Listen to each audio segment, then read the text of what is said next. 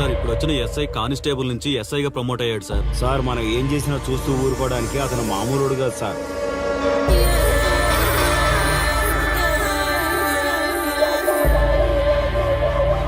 అతను మనకు అలవాటు అయ్యేంత వరకు మనం కొంచెం కంట్రోల్లో ఉందాం సార్. రేయ్, వార్నింగ్ ఇస్తున్నావా విషయం చెప్తున్నావా? సార్ మేమేం చెప్పినా మీ మంచి కోసమే సార్. దాన్ని తీసుకొచ్చేరా. మీరైనా చెప్పండి అమ్మా. పెళ్ళాంచేస్తే బాధపడ్డానికి, పోలీసోడంటే భయపడ్డానికి నా కొడుకు కామన్ మ్యాన్ కాదు, కాశీ చెప్పాడికి.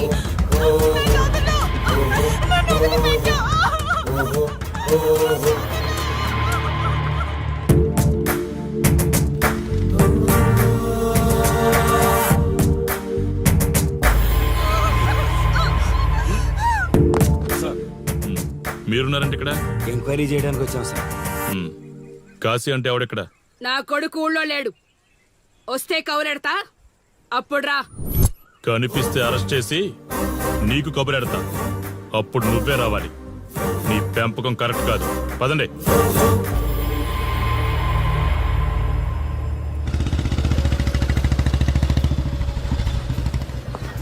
కాశీ ఎక్కడ? వస్తే స్టేషన్కి రమ్మని చెప్పు.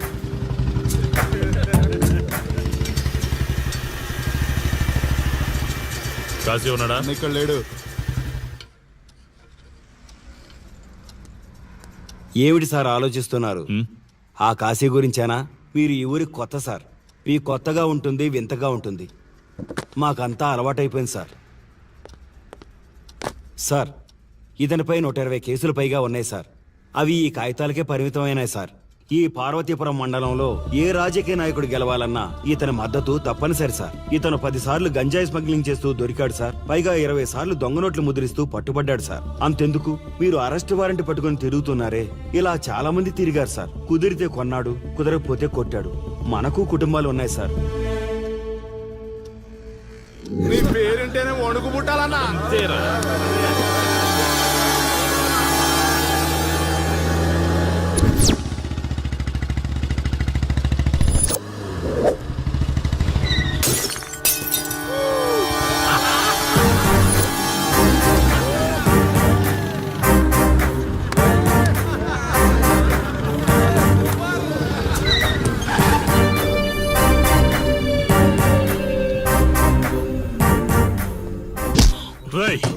ఒళ్ళు బలిసిందా? రోడ్డు మీద తాగుతున్నావు?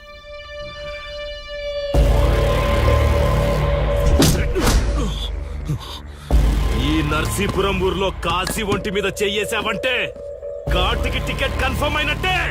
కరెక్ట్ గా దొరికావురా.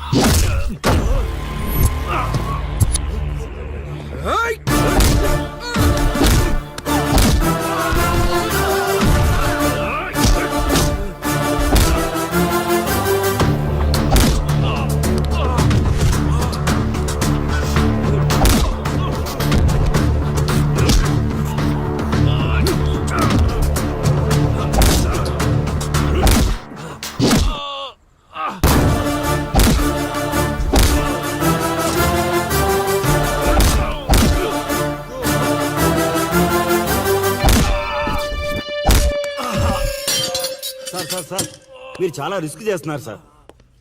నేను డ్యూటీ చేస్తున్నాను. 3 రోజులు గవర్నమెంట్ హాలిడేస్. నేను వైజాగ్ వెళ్తున్నాను. కాశీ అంటే భయపడే వాళ్ళని ఇంటికెళ్ళి భజన చేసుకోమని చెప్పండి. తిరిగి వచ్చాక వాడిని కోర్టులో ప్రొడ్యూస్ చేస్తాను. వాడిని వదిలే ప్రసక్తే లేదు. నమస్తే సార్. ఎక్కడ మీ ఎస్ఐ? వద్దా? ఎందుకు వద్దంటున్నావు కాశీ? చెత్త నా కొడక, ఊర్లో కాశీని విధవం చేసి వదిలేద్దామనుకుంటున్నావా? కాశీ పేరు వింటేనే ఊళ్ళో ఉచ్చ పోసుకునేవాళ్ళు, కానీ ఇప్పుడు కాశీ ఫోటో కనిపిస్తే ఉచ్చ పోసేలా చేశాడు. ప్రాబ్లం నాది, పోయిన పరువు నాది. నేను చూసుకుంటాను పో.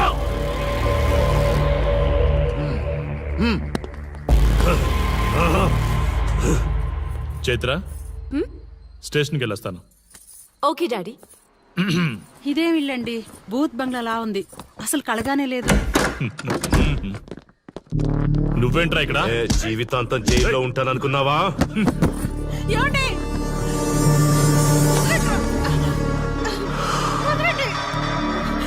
నీ ఇంట్లో అసలు అందమే లేదురా. రేయ్, ఏంట్రా వాగుతున్నావు? డాడీ ఏమండి? చైత్ర హే, నా డాడీని వదలండి వదలండి వదలండి. ఒక్క నిమిషం ముందు అబద్ధం చెప్పాన్రా. అందమంతా నీ ఇంట్లోనే ఉంది. ఏయ్, ఎవరికెంత కసుందో తీర్చుకొని వచ్చేయండి.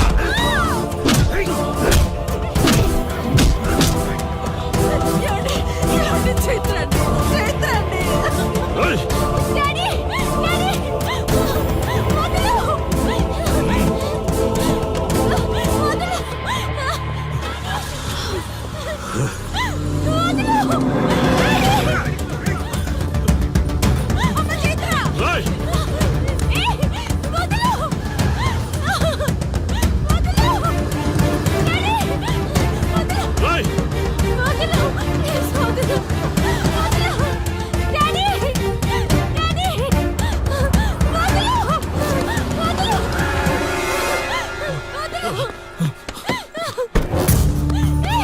రా, రా, రా. నీ డ్యూటీ నువ్వు చేసుకో, తప్పు లేదు. నా పెళ్ళాం కేసులో వేలు పెట్టి నా గురించి తెలుసుకోకుండా ఈ ఊర్లో అడుగు పెట్టి నేనంటే భయపడే ఈ జనం ముందు నా మీద చెయ్యి వేశావు. అది తప్పు. చూడు చూడు, నువ్వేం పోలీసోడివిరా. కిలోమీటర్ పరిగెత్తేసరికి ఒంట్లో ఓపిక చచ్చిపోయిందా? డాడీ వదలు. డాడీ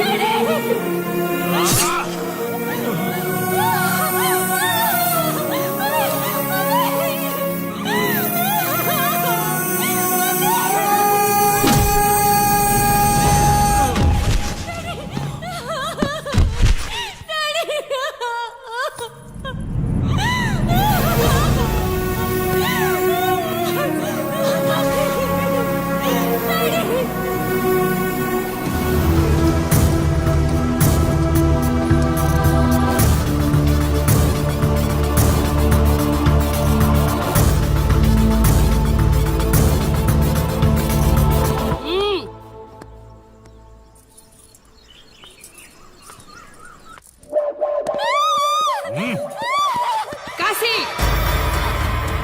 నొప్పి ఒక్కరోజు తెలిస్తే చాలదు. నువ్వు 3 రోజులు జైల్లో ఉన్నావు. అది జీవితాంతం మన ఇంట్లో బందీగా ఉండాలి.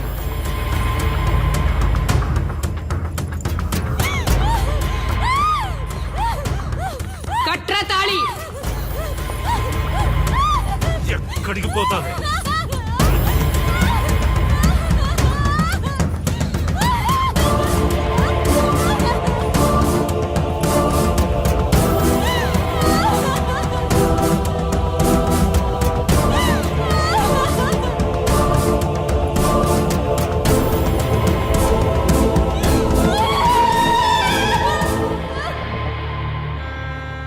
ఆ దుర్మార్గుడి నుండి తప్పించుకుని నా దగ్గరకు వచ్చింది.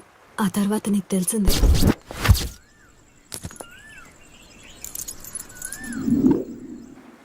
ఇంతకీ ఏ ఊరన్నావు? అదేదో పార్వతీపురం దగ్గర నరసీపురం అటబా, అంతేనా? ఒరే శర్మ గారు, ప్రయాణానికి సిద్ధం చేయరా.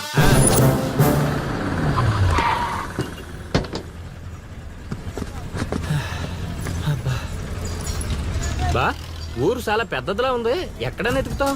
రే శర్మ గారు, నడవడానికి కాళ్ళు, తిరగడానికి ఓపిక 2 ఉన్నాయి కదా. ఐసులా పోనే.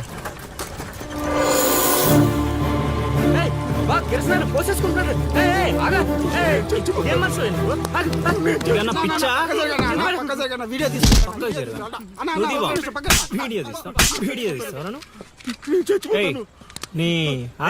మాట్లాడుతున్నాడు కదా, ఆగలేవా? అసలు నీ ప్రాబ్లం ఏంటి?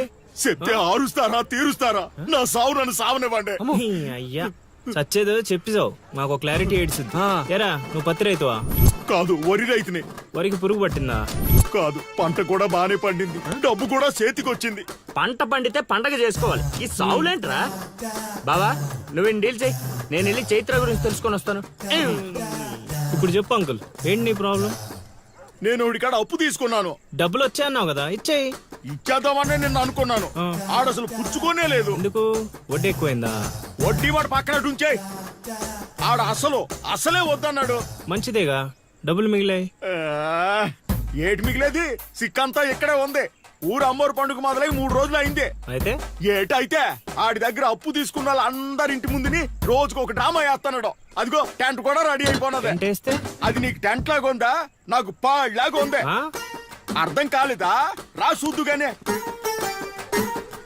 అదిగో చూడు, ఇదిగో ఇది పరిస్థితి. నేను నీ ఇంటి ముందు వేసినారు, ఇవాళ నా ఇంటి ముందు వేస్తున్నారు. ఏవే ఆ కిరసనాల డబ్బా అటుకురా. ఎవడరా బాబు, జనాలు సావక ముందనే సమాధులు ఎక్కిస్తున్నాడు. ఎందరెందరో మహానుభావులను పొట్టన పెట్టుకున్నావు శ్మశానమా, నీకు ఇసుమంతైనను జాలి లేదా? ఎన్నో ఏండ్లు గతించిపోయినవి కానీ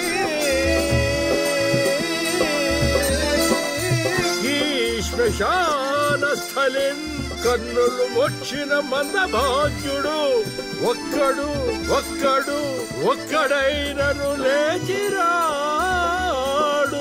ఎన్నాళ్ళ ఆహా హార్మోనియం పద్యం రక్తి కట్టే సమయంలో దగ్గి డిస్టర్బ్ చేసావు కదరా ఎద్దవ్వా. వంకెతకలేనమ్మా, డొంకెట్టుకు ఎలాడిందట. పద్యం మర్చిపోయినని ఒప్పుకోవచ్చు కదా. సాంఘిక నాటకాల హీరోయిన్. ఇంత గొప్ప హరిశ్చంద్ర నాటకములో నా పక్క చంద్రమతి వేషమంటే మాటలా? నాకే కౌంటరా? పద్మశ్రీ అయ్యగారు తాళాల దగ్గర ఇచ్చమంటారా? టైం కాదురా, నే చెప్తాగా. ముందా మంచినీళ్లు గొంతు శృతి చేసుకోవాలి. గురుగారు, యాదవ సేతురం కాకపోతే రిహార్సల్స్ కూడా ఈ గెటప్లు ఏంటండి? ఒరే హార్మోనిస్టు, వేషం పడకపోతే పద్యానికి గొంతు పెగలదురా. మొదలెట్టండి.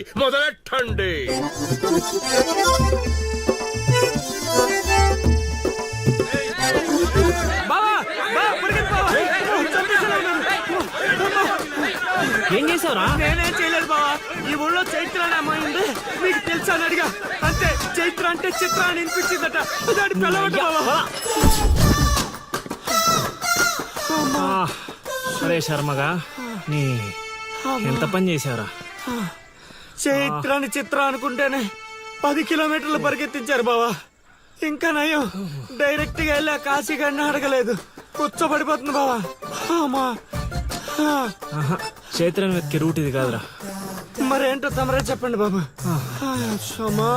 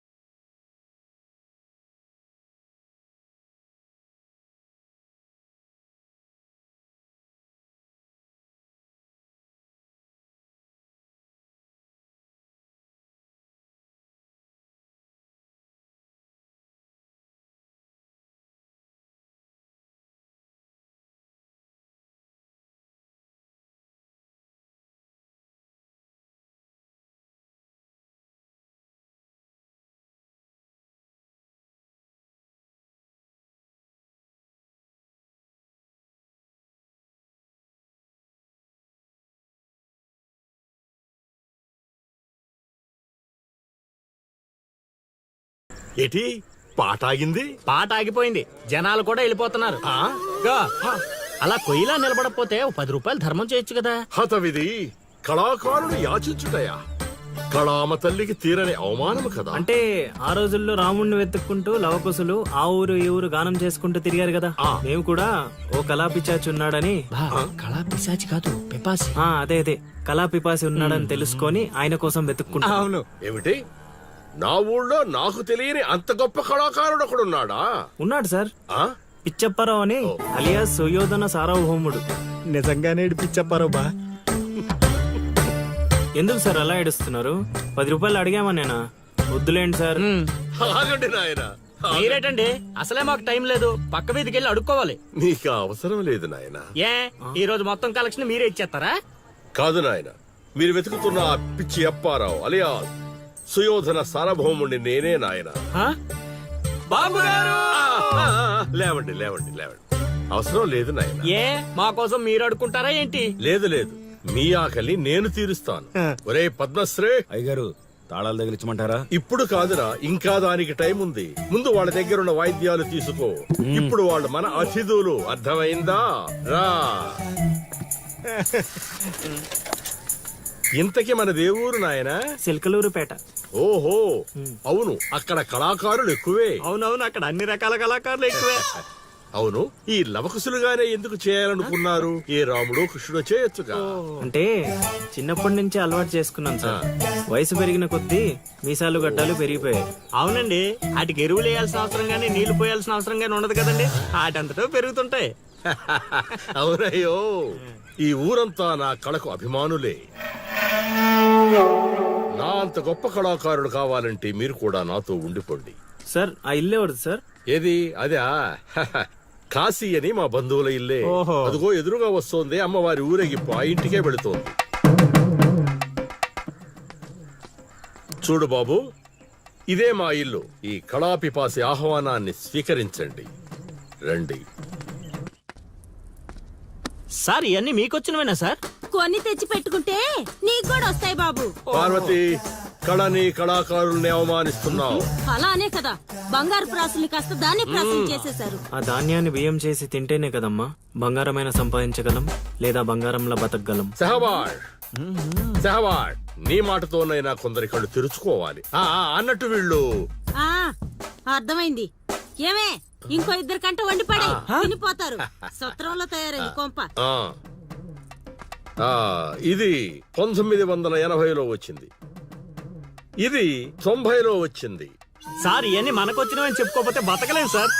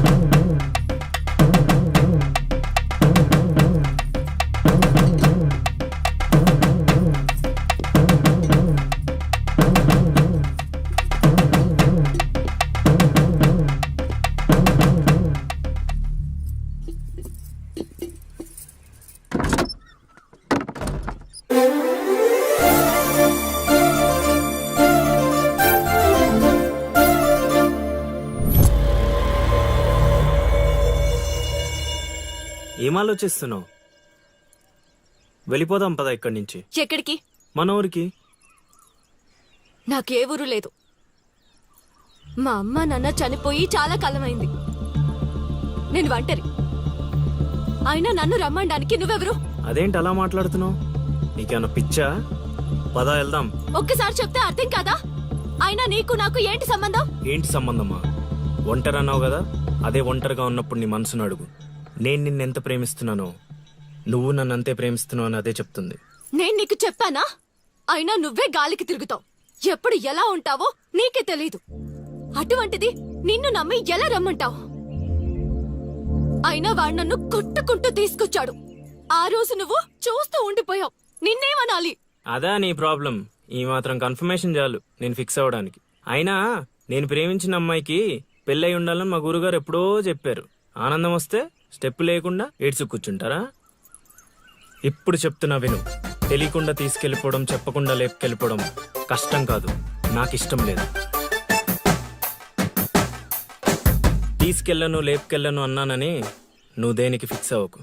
ఎందుకంటే నా మాటకి నేనే ఫిక్స్ అవ్వను. 24/7 ఎప్పుడైనా వస్తా. కొంచెం రెడీగా ఉండే.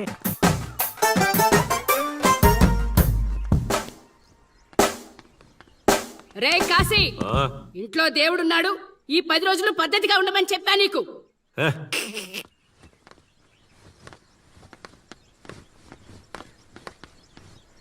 రై, రై, రై, ఇవ్వండ్రాది, రై.